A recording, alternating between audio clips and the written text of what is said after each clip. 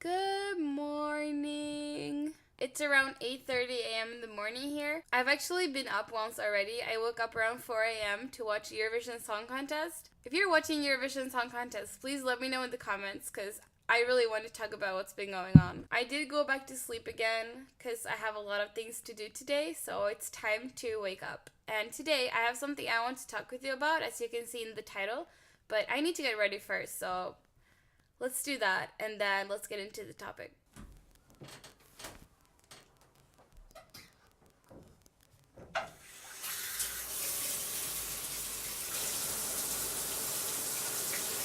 She was my neighbor when we were 13. We moved back in. Not much between us now, you know what I mean.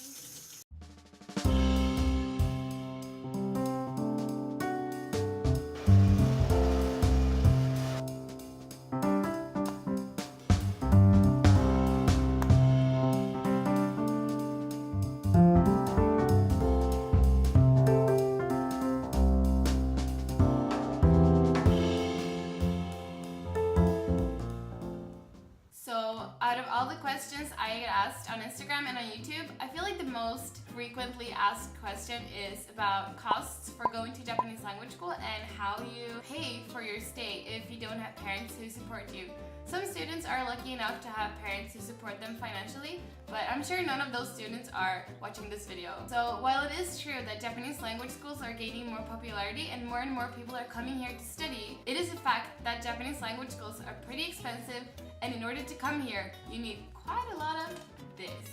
I'm not going to talk too much about numbers in this video, but I will put a few links in the description box with the websites that go more into detail about all the costs of living in Japan. So I guess what I want to talk about is just some general tips that I can give you, and also how my friends in language school did, and also how I personally paid for my 2 years of language school in Japan. So the most common ways I've seen people around me finance their studies in Japanese language schools is either by having their parents pay for them, by taking some kind of student loan, usually from their own country, or working to pay for themselves while living in Japan. Some people also have a lot of money saved up, so some people come with a lot of money ready to pay for themselves already. But I found that not a lot of people had done that, so yeah. Some people ask me if it's possible to work and support yourself while going to the language school and living in Japan, and my short and easy answer would be no. So as foreign students, we're only allowed to work up to 28 hours a week, and while I did have some friends who really worked all of those 28 hours a week with an okay salary from their part-time job,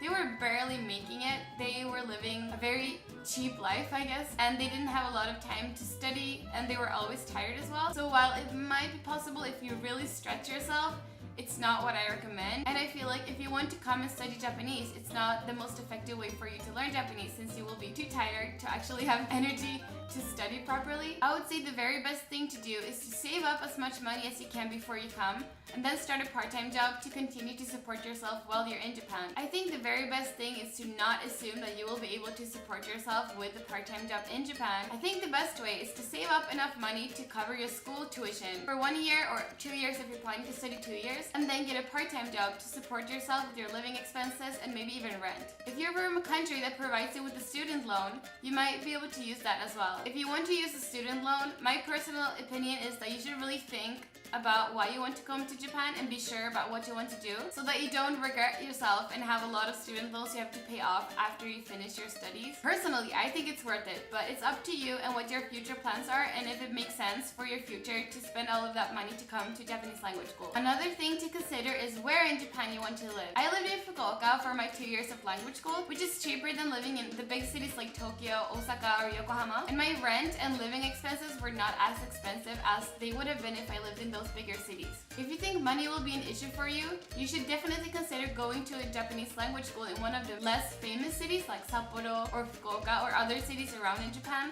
that don't have as high living expenses. Also, you might actually discover that those cities are better than the big cities, so You never know. Okay, lastly, I want to share how I paid for my 2 years of language school. So I went to Fukuoka around 10 months after graduating from high school, and within those 10 months, I worked 3 part-time jobs and about 48 hours a week and saved as much money as I could before going to Fukuoka. I did live with my parents at that time, which made me able to save up enough money to cover the first year of school tuition, 6 months of rent in a dormitory, and about 4.5 to 5 months of living expenses before I started my part-time job. I was determined to pay off my whole first year of my language school with my own money, not taking any loans or borrowing money from anyone. So I ended up working 28 hours a week for the remaining 7 months of my first year of language school. That was definitely one of my toughest experiences in life so far, but I did manage to support myself financially for the whole 7 months. And when I started my second year of language school, I started to use a Swedish student loan that all Swedish students have a right to receive. I still continued at my part-time job for another 6 months, reducing my hours to 10 to 15 hours a week instead of 28 hours a week,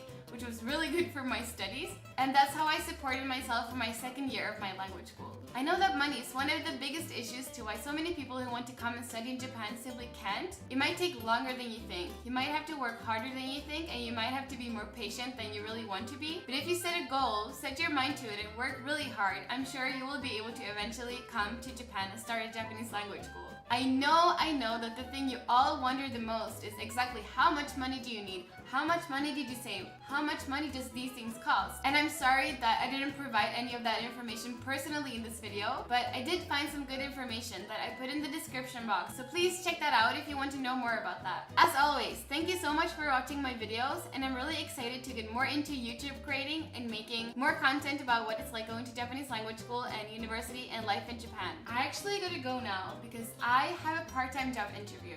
Wish me good luck! I'll see you in my next video. Bye bye!